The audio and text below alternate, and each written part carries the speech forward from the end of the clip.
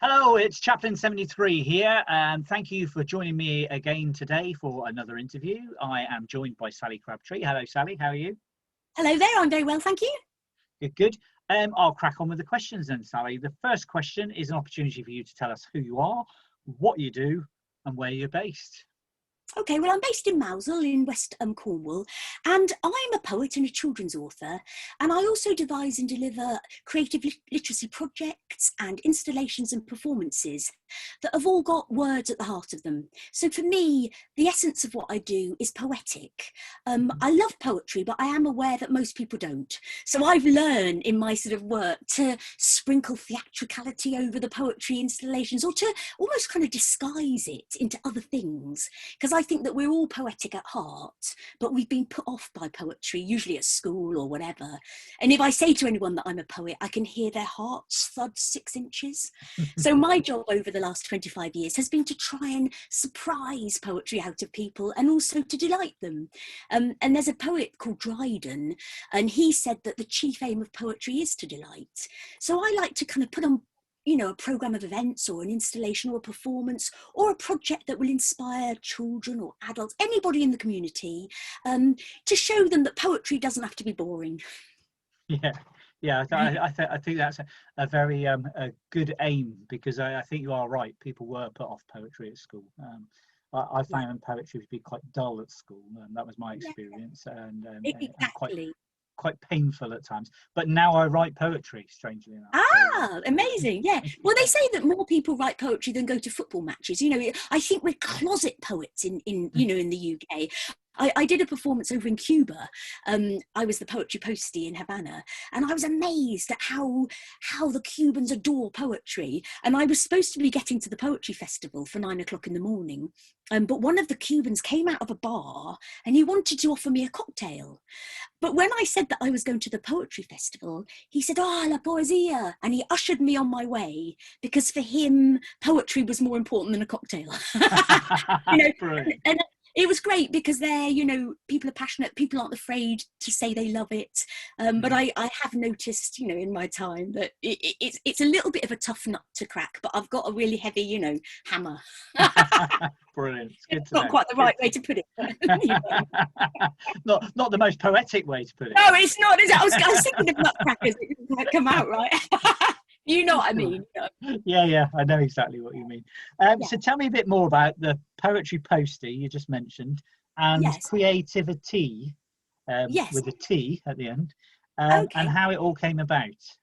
Right, well, the Poetry Postie, I was first invited by the Postal Museum in London to see if I could come up with a character who could engage with audiences at the local festival, out on the streets. And I thought, well, why not have a Poetry Postie? It makes sense. Everyone knows what a postie is, and everyone sort of knows what poetry is. And so what I did is I dressed up as a postie with my pink wig and my outfit, and in my post bag of deliveries were poems, songs, singograms, edible poetry cakes, art cakes, you know, what I hoped would be, you know, packages of delight.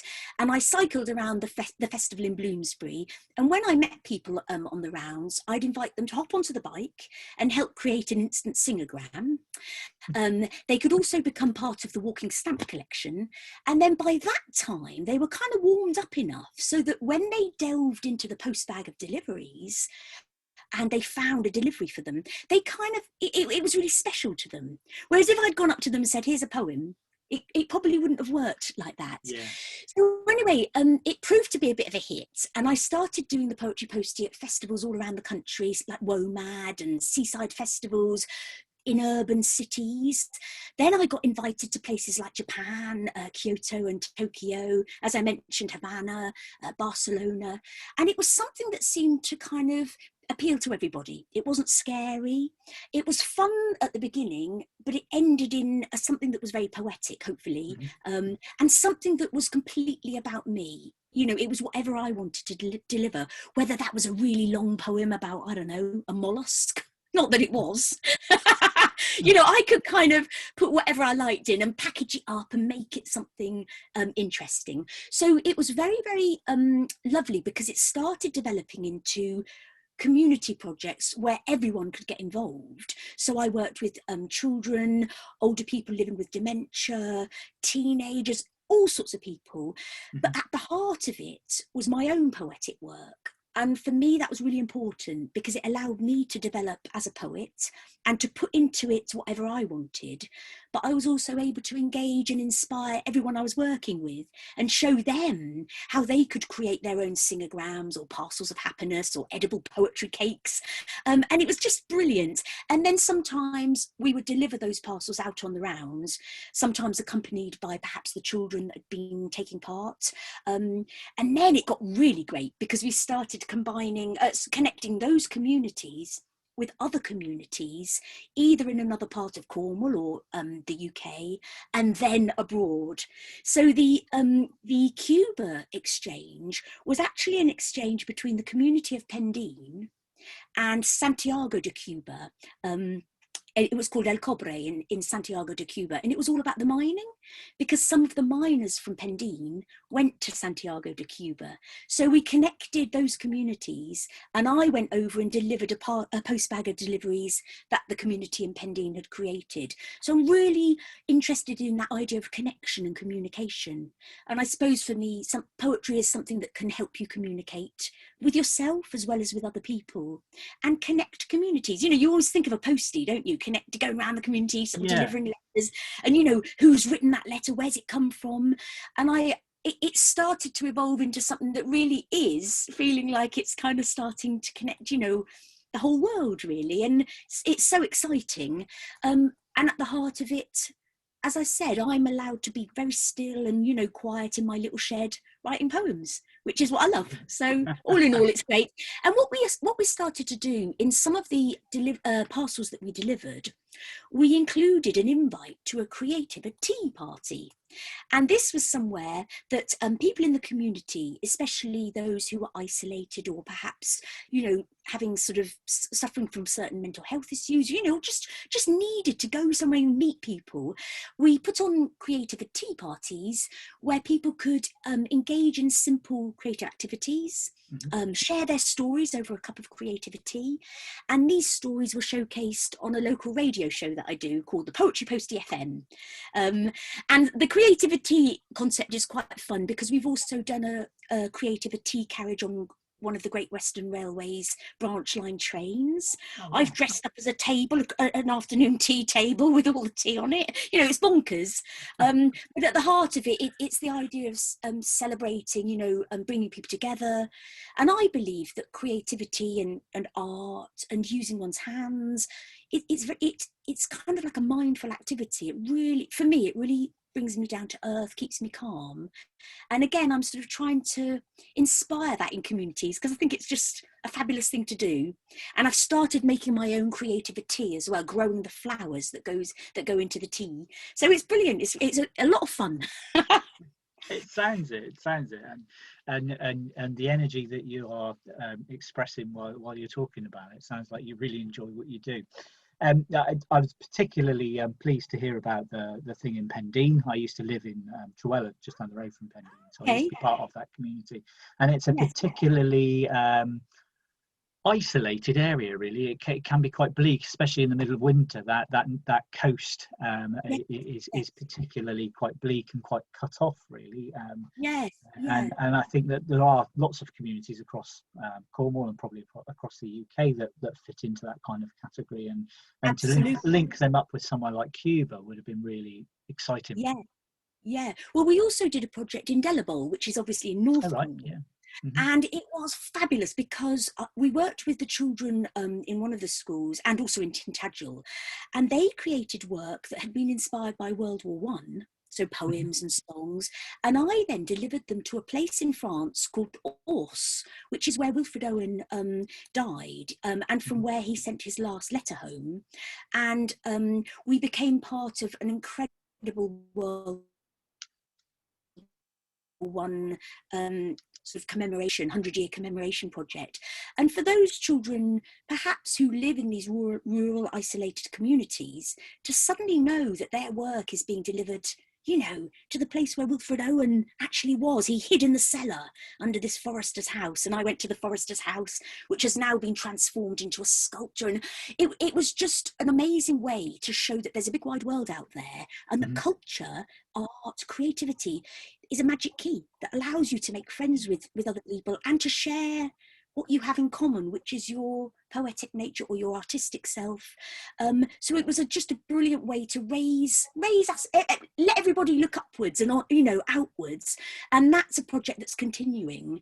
So I'm going to be going back out there later this year, and it's just fabulous to make connections that can grow.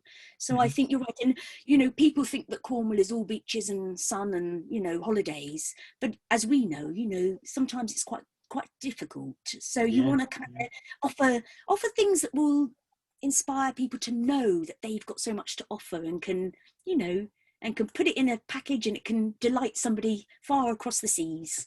Oh, that's great. That's absolutely fabulous. So what advice would you give to a creative person starting out, and when you first started out along your creative journey, was there any advice that you found useful, or alternatively, was there any advice that you wish you'd ignored? There's definitely some advice I wish I'd ignored, and I'll come to that in a moment. But it was funny because I left university and got a job on something called the Arts Channel, which was a cable TV program, station. And but I suddenly had this conviction that actually I really needed to be a poet. So I gave it all up and came back to live in the West Country. And obviously, as you probably are aware, poets don't really make any money, but I didn't care. I just wanted to sit in a shed, a bit like Dylan Thomas's shed on the estuary, and write poems. That's what I thought being a poet was. And also Camus said that in order to be free, you've got to be, what did he say? I'll have to find the quote for you and see if I can remember how to say it. But I think for me, a poet was someone who was free, who could live a free life. But funnily enough, my life sort of went in a funny direction, where I started suddenly creating all these, you know, installations, projects, all this activity. You know, and now I'm sort of finally having a chance to also include the shed. But what I'm trying to say is that I think all that you really have to do is stick to your guns, whatever those guns are, but be aware that maybe you'll have to, life might sort of take you in another direction, but never lose sight of what it is in your heart that you want to do. It might take a lot longer. You know, you might sort of think, gosh, I've been doing this for 25 years, you know. It's, I think my advice would be to never, ever give up. And I heard a lovely saying, it was a composer, quite a modern composer, who said that you have to sing the uncertainties. So lots of times you're kind of like in this state of, you know, am I doing the right, is this right? What am I doing? Am I crazy? You know, a lot of my ideas are quite bonkers. And when you do them, everyone thinks they're great. But before that, you have to sort of convince yourself. And so I suppose the person you have to listen to the most is yourself. That voice in your head that says, this is great. You know, believe in yourself. It's really corny, but you should believe in yourself. And when I first came to live in Mousehole about 25 years ago, I used to do something called a poetry. And it was a copper tree with lots of poems hung on the branches. And at festivals, people could pick a poem or an object off the branches, and I would serenade them with a song or a story that the object inspired. And I decided to create a book in the shape of a poetry, because another of my jobs had been to write and design children's books on the way, you know, when I'd gone off my path into another area.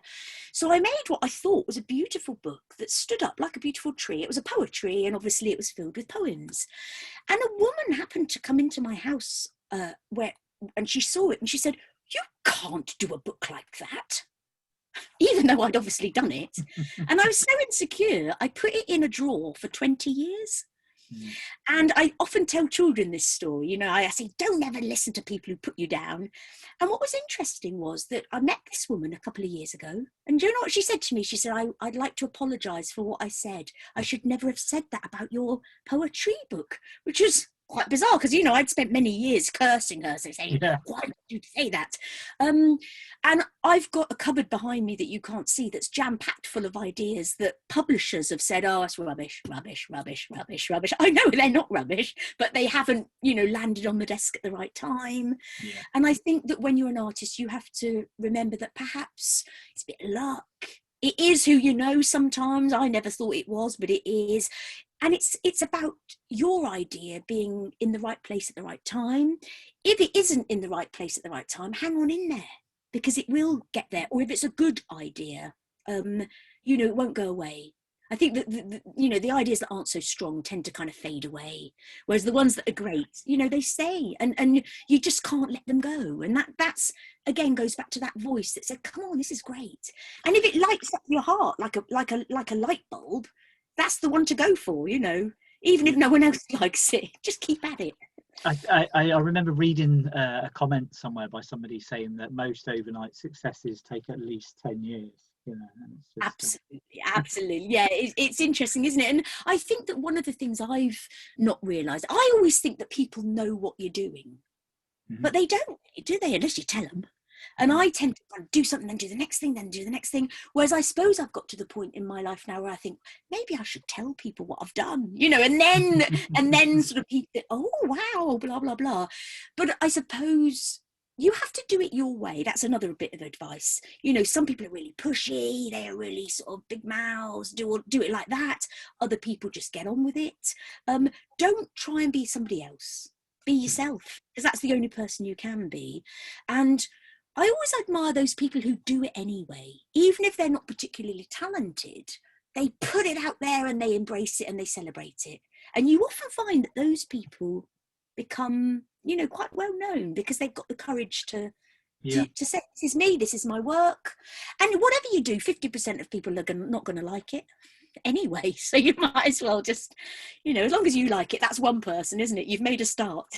Yeah, I mean, the amount of people who walk into large galleries, like the Tate, and look at things on the wall and go, well, I could have done that. My 3-year-old could have done that, or whatever. Yeah. But obviously the person has had the courage to A, produce the work, B, exhibit the work, and C, it's ended up on the wall of the Tate. So they're doing something right. They are, and I do think there's something to be said about having a thick skin. I mean, sometimes I do things, and I wish perhaps that you want more people to maybe think, wow, that's amazing. But actually, sometimes that takes time for that to happen, or on other times people think things are wonderful and you don't think they're that wonderful. And it's a fickle old business, which is why I think you just got to plod along. And sometimes, if you get famous too quickly, it can sort of, ruin you. So, yeah, absolutely. And enjoy, I think if you can try and hold on to that little flame that made you do it in the first place, that flickering flame that makes you think, wow, I'm so excited to be creating this, or to be making this, or writing this poem, that's when the magic's happening, don't you? Because you're in touch with something other. I think art and culture, it allows you to be in touch with something other than yourself, something quite not mystical, but certainly magical or whatever. And that's when that you're on the right, you're doing the right thing. And 90% of the time you won't feel like that. You'll be doing your emails, your admin, all the grotty stuff. But those little moments keep you going, don't they? yeah, absolutely. I mean, I've been plodding away now for many, many years, and I still don't feel like I'm getting anywhere, but I'm sure I am. But it's finding your audience as well. It's finding the right people to view. You might find 100 people who don't like what you do, but then you find that one that does like what you do, and they light up at the sight of something you do, or at the sound of something you do, and that makes it all worthwhile. Yes, and I'm often surprised when people suddenly reveal that they've loved something you've done, and you feel like saying, why didn't you tell me that before? That would have given me loads of encouragement.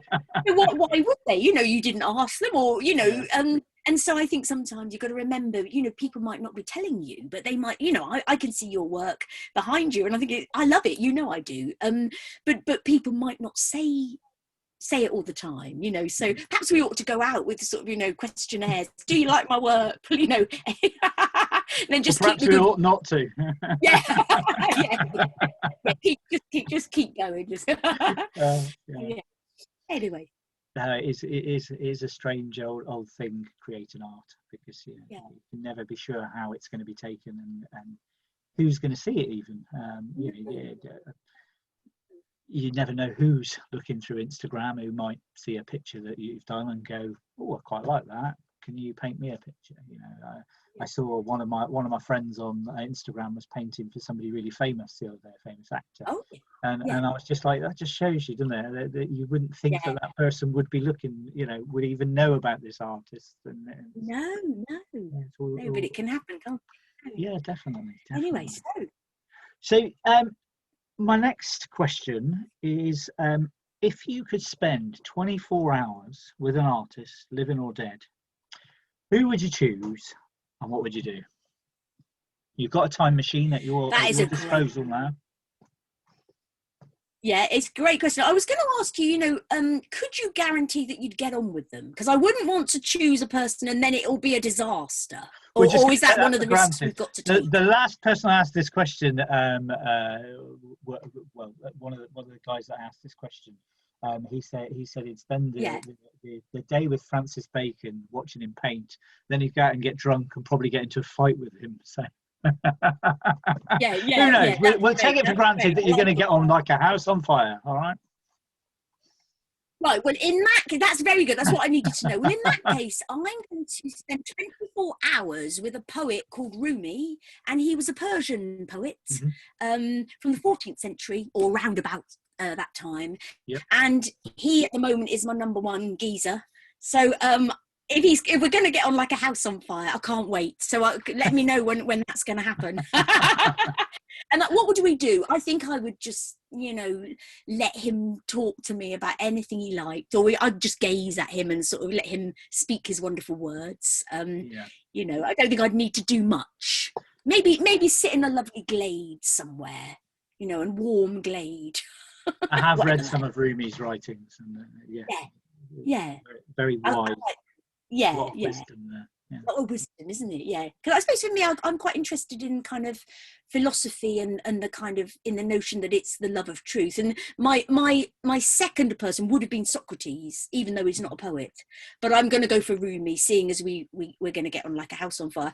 Because funnily enough, I was at Glastonbury once doing my poetry, and I met one of my heroes, and he was a real big head. I'm not going to say who it was, and it spoilt it for me. I've heard that several times. You should never meet your icons. Don't do it. Yeah. So I think. Yeah. So, but in this scenario, we're fine because as you say, we'll get on and it's lovely. Yeah. maybe I should clarify that in the question in future.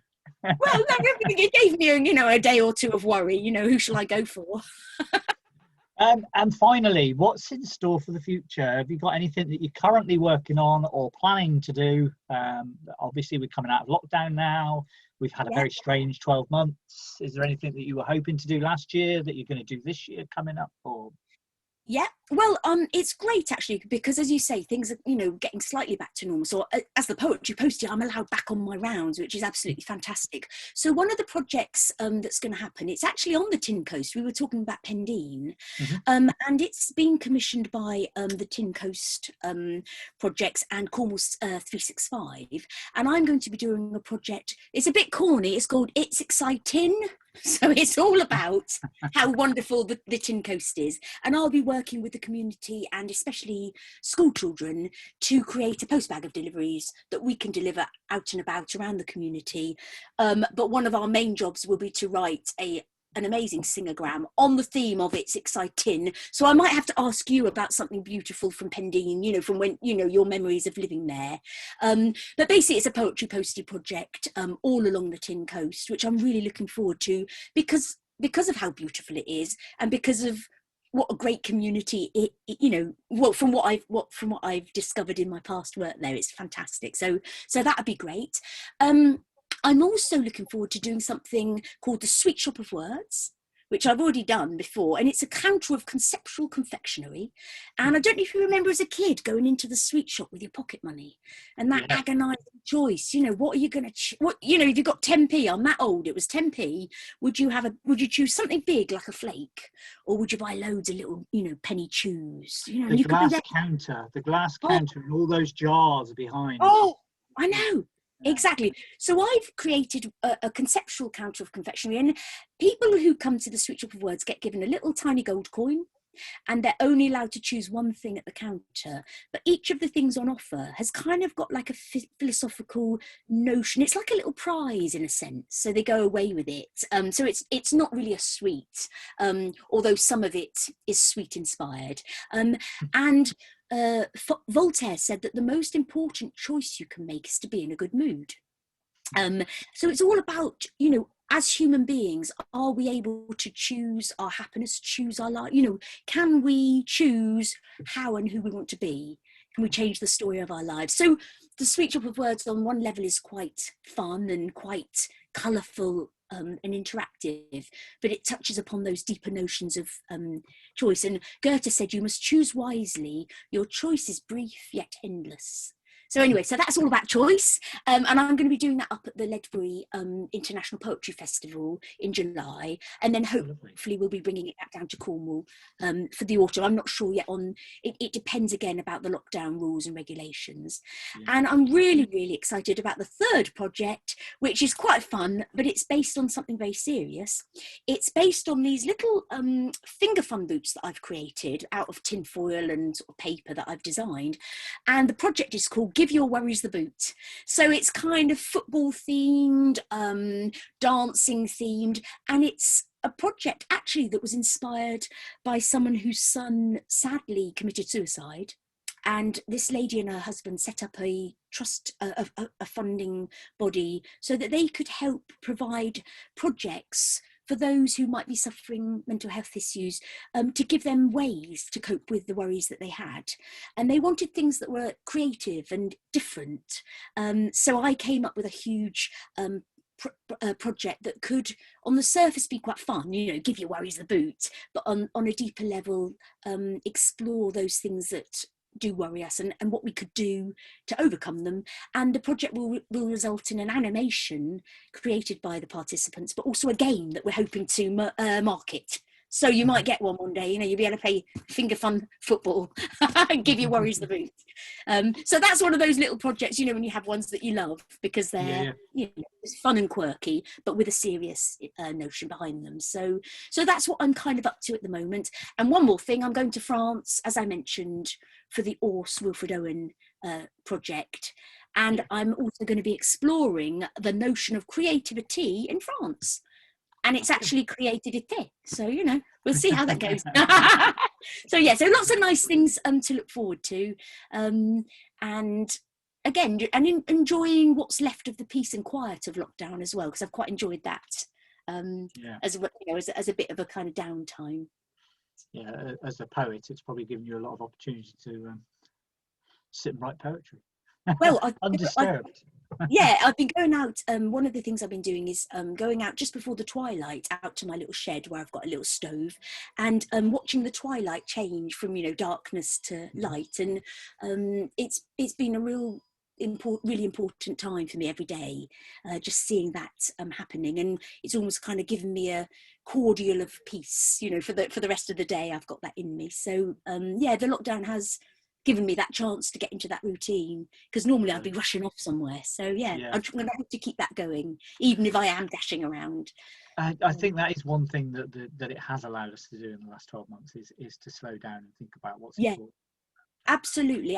And I think for me it was a little bit of a wake-up call in that way, you know, just to make sure you don't do too much, you don't dash about too much, and you know, just concentrate on what really is important. Let things settle, you know, become a little bit I think most times I've seen you previously, you've been going at 100 miles an hour. So I'm on about 3 miles an hour at the moment, so I've got to go up a few gears.